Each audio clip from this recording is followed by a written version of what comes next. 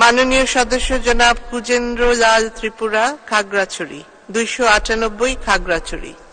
আপনার সময় 8 মিনিট।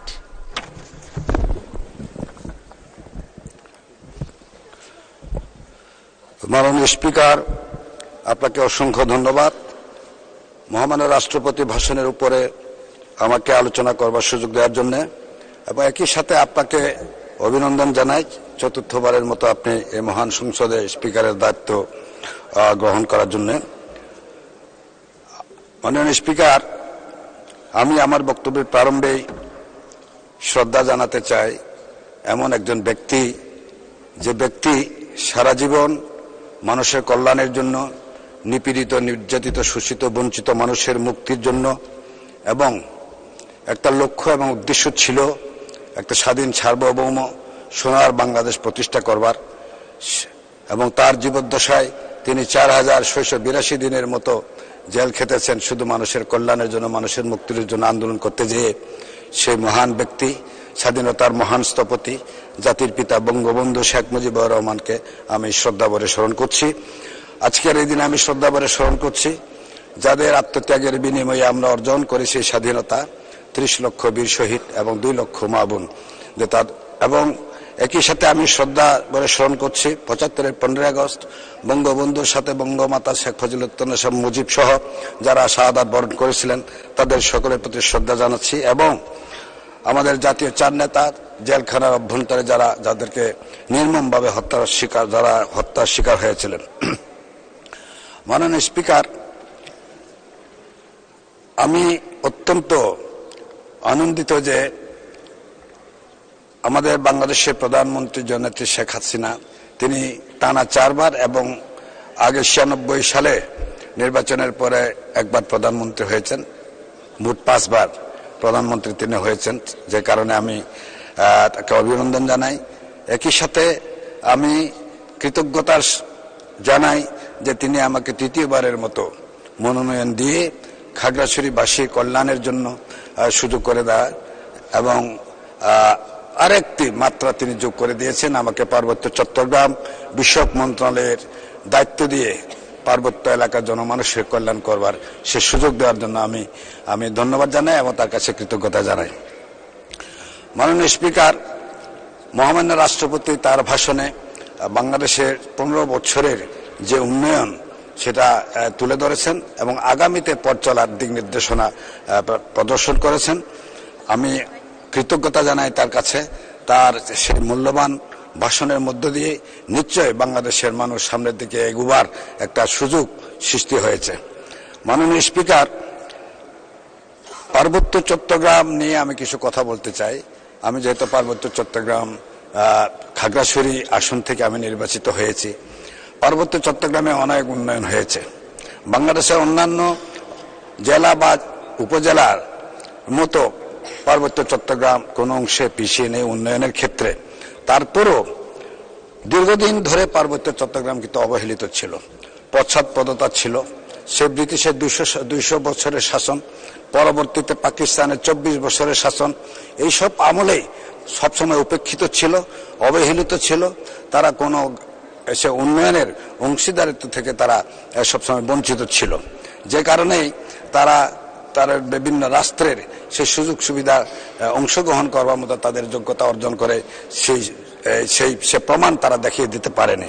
মাননীয় স্পিকার, বাংলাদেশের প্রধানমন্ত্রী জননেত্রী শেখ হাসিনা ক্ষমতায় আসার পরে পার্বত্য চট্টগ্রামের যে 2 যুগেরও বেশি যে ভ্রাতৃঘাতী সংঘাত ছিল, ওখানে পাহাড়ি বাঙালিদের মধ্যে একটা বিভেদ ছিল, বিচ্ছেদ ছিল, মাঝখানে একটা প্রাচীর তৈরি করে রেখে দিয়ে মানুষ যে গোলা পানিতে মাছ শিকার করছিল দীর্ঘদিন ধরে, সেই সমস্ত দুর্যোগ থেকে পার্বত্য চট্টগ্রামবাসীকে মুক্ত দেওয়ার জন্যই আমাদের প্রিয় নেত্রী জননেত্রী শেখ হাসিনা তিনি 1997 সালের 2 ডিসেম্বর শান্তি চুক্তির মধ্য দিয়ে পার্বত্য চট্টগ্রামের মানুষকে এগিয়ে নিয়ে আসে বাংলাদেশের উন্নয়নের মূল সূত্রধারার সাথে।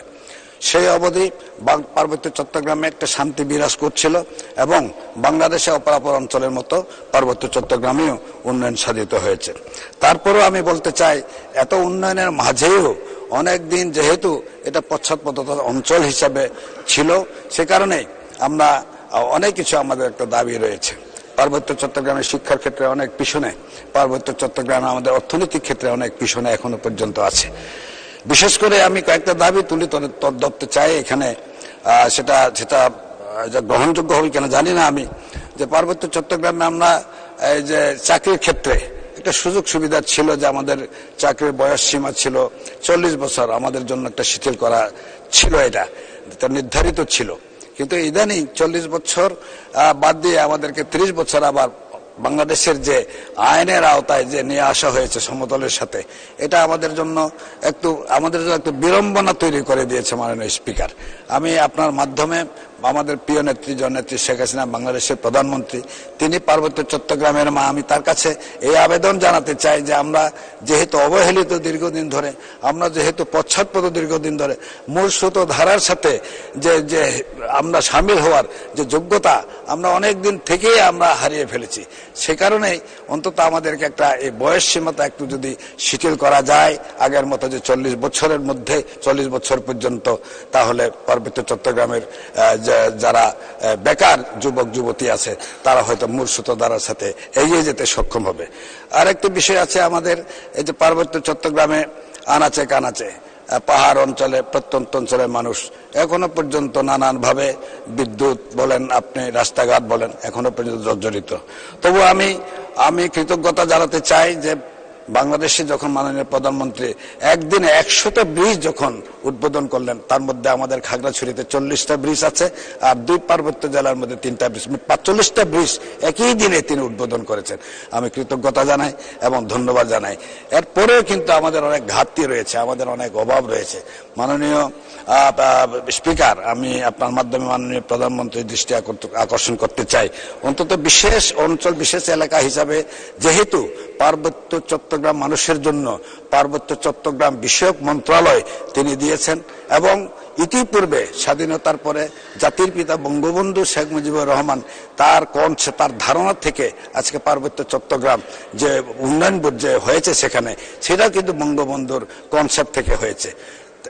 ঠিক সেই ধারাবাহিকতায় তার সুযোগ্য কন্যা আমাদের প্রিয় নেত্রী বাংলাদেশের প্রধানমন্ত্রী, তিনি পার্বত্য চট্টগ্রামবাসীর জন্য পার্বত্য মন্ত্রণালয় করে দিয়েছেন, এবং পার্বত্য মন্ত্রণালয়ের যে সক্ষমতা বা পার্বত্য মন্ত্রণালয় পার্বত্যবাসী জনগণের উপকার করবার ক্ষেত্রে কিছুটা হয়তো অন্তরায় আছে। এই ব্যাপারেও আমি তার সুদৃষ্টি কামনা করছি, মাননীয় প্রধানমন্ত্রীর সুদৃষ্টি কামনা করছি।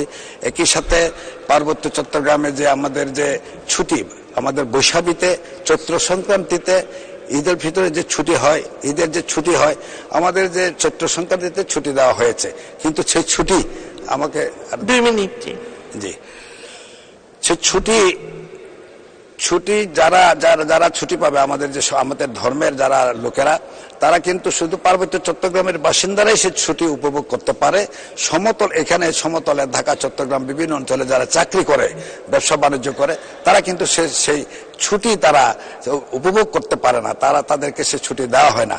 আমি আপনার মাধ্যমে মাননীয় প্রধানমন্ত্রী এবং সরকারের কাছে আমি আবেদন জানাবো যে অন্তত ছুটিটা যেন সকলের জন্য প্রযোজ্য হয়।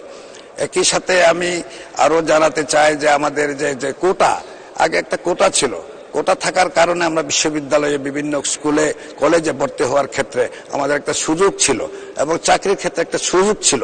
কিন্তু কোটা বাতিল হওয়ার কারণেই আমাদের পার্বত্য চট্টগ্রামের যে যুবক যুবতীরা বেকার, আরো বেকারত্ব বাড়ছে।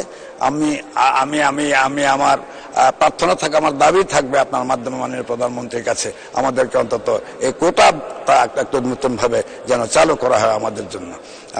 আমি আর বেশি বলছি না, আমি আপনাকে ধন্যবাদ জানাই। আমি শুধু এইটুকুই দাবি রাখছি যে আমরা বাংলাদেশের মূল স্রোতধারার সাথে পার্বত্য চট্টগ্রামবাসী আমরা এগিয়ে যেতে চাই। আমরা পার্বত্য চট্টগ্রামের বোঝা হিসাবে থাকতে চাই না। সকল ক্ষেত্রে যেন অংশীদারিত্বমূলক আমাদের যেন আমরা অংশগ্রহণ থাকে। পার্বত্য চট্টগ্রামে অনেক সম্ভাবনা আছে, পর্যটন ক্ষেত্রে অনেক সম্ভাবনা আছে।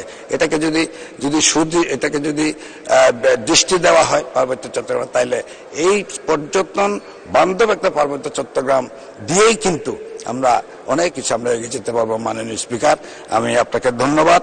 জয় বাংলা, জয় বঙ্গবন্ধু, বাংলাদেশ চিরজীবী হোক। ধন্যবাদ মাননীয় প্রতিমন্ত্রী।